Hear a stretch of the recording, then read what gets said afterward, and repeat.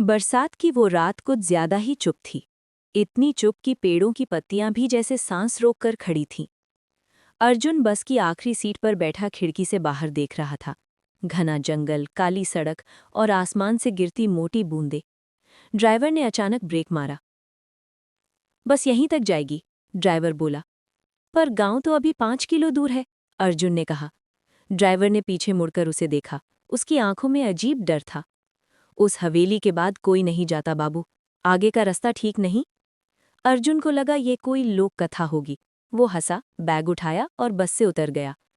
बस जैसे ही आगे बढ़ी, उसकी लाइटें जंगल में गुम हो गई।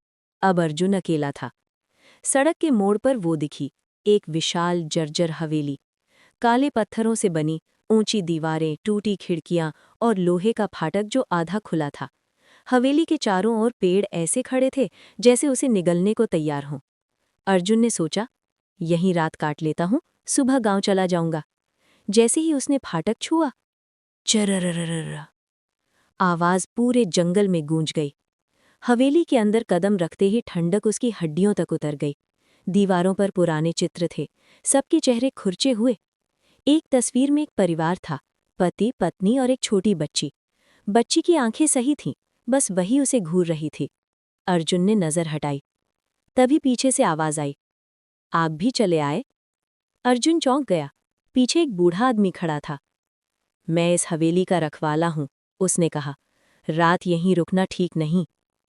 तो आप क्यों रहते हैं? अर्जुन ने पूछा। बूढ़ा मुस्कुराया। क्योंकि मैं जा नहीं सकता। अर्जुन को एक कमरा दिया गया, लकड़ी का दरवाजा, बिना कुंडी। बूढ़े ने जाते जाते कहा, रात में कोई आवाज आए तो दरवाजा मत खोलना और आखिरी कमरे की तरफ मत जाना। दरवाजा बंद हुआ। कमरे में एक पुराना आईना था। अर्जुन जैसे ही बिस्तर पर बैठा, आईने में उसे लगा कोई पीछे खड़ा है। वो पलटा, कोई नहीं। फिर आईने की तरफ देखा। आईने में उसका अक्स मुस्कुरा रहा था, जबकि उसके होठ स्थिर थे। आईना अचानक टूट गया। रात गहराने लगी। धीरे धीरे हवेली में आवाजें आने लगी, बच्ची के रोने की, किसी के हंसने की, फिर किसी के नाखून घिसटने की। अर्जुन ने कान बंद कर लिए। तभी दरवाजे पर दस्तक हुई। ठक ठक। खोलो। आवाज किसी औरत की थी। बूढ़े की बात याद आई। अर्जुन चुप रहा। दस्तक तेज हुई। ठक ठक ठक ठक ठक। फिर आवाज बदली। मैं जानती हूं तुम जाग रहे हो। अर्जुन भागकर बाहर निकला। हवेली के गलियारे अब पहले से लंबे लग रहे थे। दीवारों से खून टपक रहा था। उसे आखिरी कमरे का दरवाजा दिखा।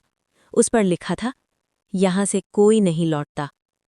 उसके अंदर से किसी ने पुकारा, अर्जुन। उसने दरवाजा खोल दिया। कमरे में एक पुरानी डायरी पड़ी थी। उसमें लिखा था, इस हवेली में जो भी रात गुजारता है, उसकी आत्मा यहीं कैद हो जाती है। हम सब मरे नहीं हैं, बस निकल नहीं सकते।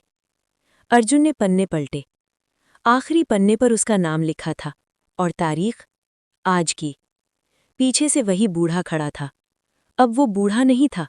उसका चेहरा सड़ा हुआ था, आंखें काली। अब तुम नए रखवाले हो, उसने कहा। सुबह गांव वाले सड़क से गुजरते हैं। हवेली वैसे ही खड़ी है और फाटक पर अब एक नया आदमी बैठा है, जो मुस्कुराकर कहता है, रात यहीं रुक जाओ, अकेले जाना ठीक नहीं।